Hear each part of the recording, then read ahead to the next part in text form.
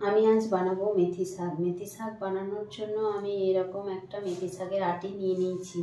এবার এটাকে বেছে ধুয়ে কেটে পরিষ্কার করে নিয়ে আসবো। মেথি শাক বানানোর জন্য আর লাগছে আলু আর বেগুন। আলুটা ছোটো ছোটো টুকরো টুকরো করে কেটে নিয়েছি, বেগুনটাও ছোটো করে কেটে নিয়েছি। মেথি শাকটা কেটে নিয়ে চলে এসেছি। এরপর একটা কড়াই বসিয়ে দিয়েছি। কড়াইতে দিয়ে দেব সর্ষের তেল।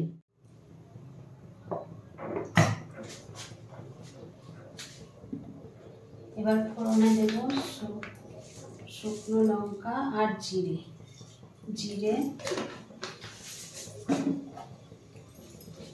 শুকনো লঙ্কা। এরপর আমি আলুটা প্রথমে দিয়ে দেব।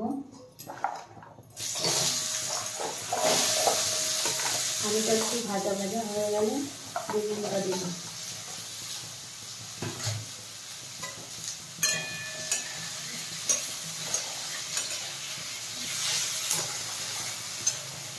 আলুটা ভাজা হয়ে গেছে, এরপর বেগুনটা দিয়ে দেব।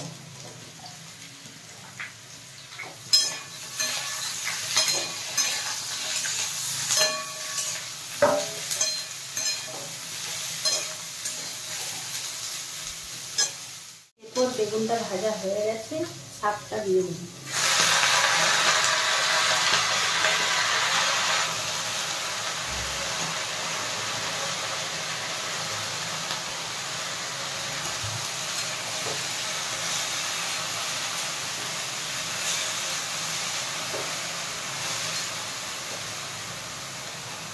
পরিমাণ মতো নুন আর হলুদ দিয়ে দেব।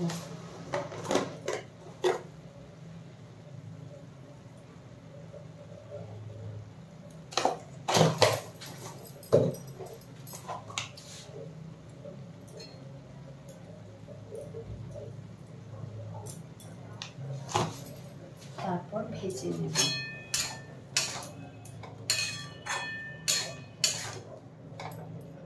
আমার মেথি শাক ভাজা হয়ে গেছে, আমি এবার নামিয়ে নেব। এর মধ্যে আমি আর কিছু মশলা দেব না।